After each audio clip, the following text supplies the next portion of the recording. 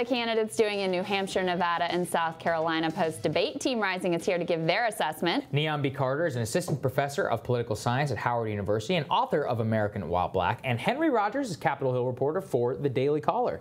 Two great friends of the show. It's good to see you. Thanks for having us. Absolutely. Okay, so we got this interesting new Suffolk polls out of New Hampshire. Basically shows Bernie sitting at 16%, Warren at 14%, Buttigieg 13%, Biden at 12%. Nice. I mean, sitting at fourth place, and with Tulsi Gabbard slightly behind, sitting at 6%. That's not a good look for him. We were just talking about this. Yeah. No, Biden's really having a rough, in the first two states, it's a disaster. It sounds like a real mess. Yeah. I will say that this is good polling for Bernie. Bernie is obviously moving his way up in the polls, as far as I can tell, despite his kind of, in my opinion, not as strong debate performance last time compared to his other debates. I think he could have been more aggressive. But I do think that this poll is interesting in the sense that Biden is going down. I think that that's going to reflect in a lot of other polls that you see throughout the coming weeks. Well, and here's the other thing. I mean, New Hampshire, and look, you take one poll in isolation, who knows, but if you look at New Hampshire and you look at the polling averages over at Real Clear Politics or other aggregators, it is really anyone's game. Right. Yeah, absolutely. And I think this is the danger of calling elections so early, right? Nobody's actually ran against anyone for anything, right? Yes. These have been debates. So no one's actually won an election at this point. There's nothing happening, but all of us are kind of looking at this day to day. And I would say even with this poll, because you know I'm a skeptic, right? It was done in New Hampshire.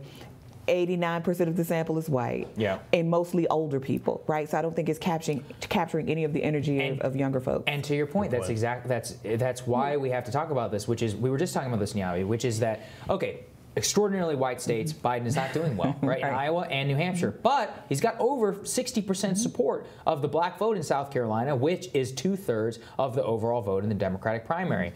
Do you think, though, that it will shatter the electability conversation for Joe Biden if he comes into South Carolina with 3 losses under his belt, or 2 losses? What do you think? I hope so, right? Because I think this electability conversation is a really difficult one, because those candidates who are not as attractive for whatever reason, maybe they're more ideologically left, or because they're too young, or a woman, right, are never really in that conversation anyway. So I hope it does away with electability. But I do think it means something, right, if a presumed front runner can't seem to clinch it in these early places. And I do think that sends a signal that maybe Joe Biden's time has passed. Especially, I think it's one thing if you come in second. It's another if you're coming in fourth.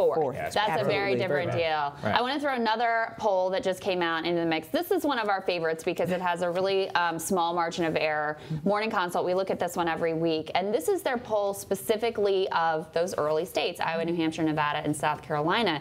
You see Biden dropping a bit just since last week. Sanders up 5 in these early states. Again, this is post-debate, and he's actually jumped up 8 points in this poll over just the past couple of weeks, Henry. So, you know, when you look at the trends, I pointed this out last week, he's also, for the first time in months, overtaken Elizabeth Warren in that second place position in the overall polling average. You can't deny at this point that he is definitely on the move.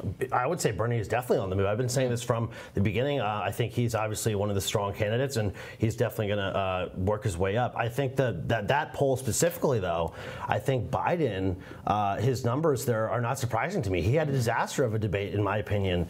Despite, I just feel like he always has a disaster of a debate. Whenever he speaks in public, it's a disaster. So despite all the gaffes, despite anything, finally we're seeing Biden's poll numbers tick down a little bit with all of that going on. But still, he's the front runner. It's still crazy. Look, it can tick down. It always generally comes back up. It's only down about 2 points in the Real Clear Politics polling average from when he announced. I mean, the thing is, Nyambi, is a lot of people in this party seem to like Joe Biden. And no matter how much they see of him, they still like him. They don't care. And I think that's the thing about people, right? Like, a lot of us are speculating, but at the end of the day, we're dealing with people. And who knows what drives people. I think people like Joe Biden. I think people respect Joe Biden. And again, I think people are thinking about who can beat Donald Trump, right? And it seems like most likely this old white guy, even though you have young people and others saying, this is not what we're interested in. We actually do want to look at some of these other candidates who haven't had had their shot yet. Yeah. But if you don't turn out to vote, right,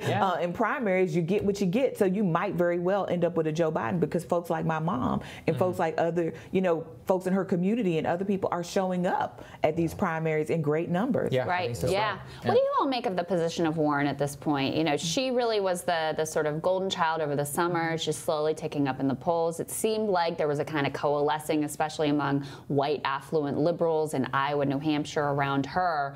Now with the rise of Pete, she's had a couple missteps, her Medicare for All explanations, and then the transition plan. Her debate performance was it seems like some of the bloom is off the rose there. Yeah, I think so her voters are going to shift, I think, in my opinion. She has a lot of these polls show that her supporters are really not going to, they're not fully on board yet. They're not fully backing her. I could see them all, turning and going to Bernie, for example. So I think her performance in the debate was obviously not that good. It was fine. It didn't really harm her, but it wasn't special. And I think she needed some spice and some special performance there. But she does have this base that has been rising and growing. But I honestly don't see it. I don't see it sticking. The real issue for her, Niambi, is that overwhelming amount of her support is white.